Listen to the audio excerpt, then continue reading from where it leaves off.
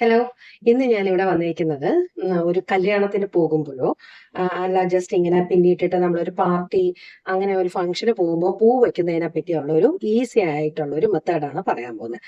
സാധാ നമ്മൾ പലതരത്തിലുള്ള റബ്ബർ ബാൻഡ്സ് കണ്ടിട്ടുണ്ടല്ലേ, ഇതുമാതിരിയുള്ളത്. പിന്നെ ഇതിന്ന് കുഞ്ഞത്, അത് കഴിഞ്ഞിട്ട് വന്നിട്ട് ഇതുമാതിരി വലുത്.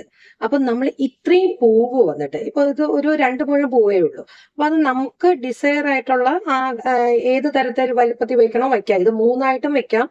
അതല്ല ഒരു 4എണ്ണം ആയിട്ട് ആകുമ്പോൾ ഇതിങ്ങനെ ഒരു ഫുള്ളറായിട്ട് കിട്ടും. അപ്പൊ ഇത് ഇങ്ങനെ നമ്മൾ സ്ലൈഡ്, ഇതാണല്ലോ നമ്മൾ യൂസ് ചെയ്യുന്നത് എപ്പോഴും പൂ വെക്കാനായിട്ട്. ഇതുമാതിരി ഒരു സ്ലൈഡ് വെച്ച് വെക്കുമ്പോൾ പല സമയത്തും കുറച്ച് കഴിയുമ്പോൾ ആ സ്ലൈഡ് പുറകെ തെറിച്ചു പോകുന്നതായിട്ട് കണ്ടിട്ടുണ്ട് അല്ലെ. അപ്പൊ അതിനുള്ള ഒരു എളുപ്പ മാർഗമാണ് ഞാൻ ഇന്ന് പറയുന്നത്.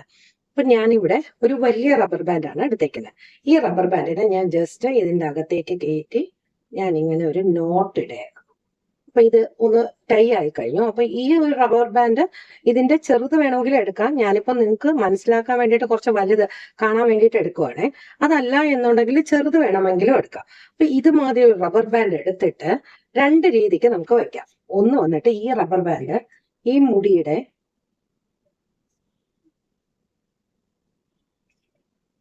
ഈ പിന്നലിന്റെ മേളിലൂടെ നമുക്ക് ജസ്റ്റ് നമ്മൾ ഒരു പോണിറ്റെയിൽ കെട്ടുന്ന മാതിരി ഞാനിത് ഇതിലേക്ക് മേളിലേക്ക് എടുത്തിട്ടുണ്ട്.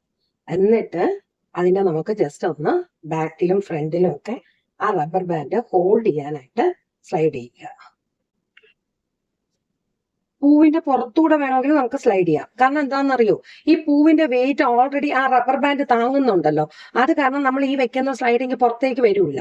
അപ്പൊ അതാണ് യഥാർത്ഥത്തിൽ പറഞ്ഞ ഒരു വലിയൊരു ടിപ്പ്. അതായത് ഇത്രയും കനമുള്ള, കാരണം ഈ പൂവ് എത്ര നമ്മൾ സൂക്ഷിച്ച് വെക്കുമ്പോഴും ഇതിന്റെ വെയിറ്റ് കുറച്ച് അധികമുണ്ട്.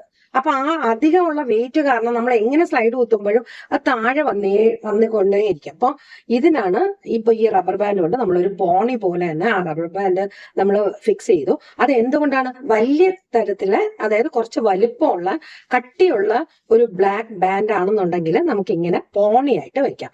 അതല്ല ചെറുതാണെന്നുണ്ടെങ്കിൽ നമ്മൾ ഒന്ന് ടൈ ചെയ്യുക. അതൊരു നോട്ട് ഇട്ടിട്ട് ആ നോട്ടില് വരുന്ന, അതായത് അന്നേരം അത് പോണിയായിട്ട് നമുക്ക് എടുക്കാൻ പറ്റില്ല. പക്ഷെ അത് ഇങ്ങനെ വരുമല്ലോ, സ്ട്രെച്ച് ചെയ്ത് വരുമല്ലോ. ആ സ്ട്രെച്ചിങ്ങിലാണ് നമ്മൾ ഓപ്പോസിറ്റ് ഡയറക്ഷൻ അങ്ങോട്ടും ഇങ്ങോട്ടും ആയിട്ട് സ്ലൈഡ് കുത്തി വയ്ക്കാമെങ്കിൽ നമ്മൾ തിരിച്ച് വന്നിട്ട് മാറ്റുന്നത് വരെ ഈ പൂവ് ഒരു ഒരു ശകലം പോലും അങ്ങോട്ടും ഇങ്ങോട്ടും മാറിപ്പോകില്ല. അപ്പൊ ഇന്നത്തെ ഈ ടിപ്പ് നിങ്ങൾ എല്ലാവരും ട്രൈ ചെയ്ത് നോക്കണം. എന്നിട്ട് എന്താണെന്ന് നിങ്ങൾക്ക് അത് ഉപകാരപ്പെട്ടോ ഇല്ലേ എന്നുള്ളത് ഒന്ന് പറയുന്നത് കേട്ടോ. ബൈ.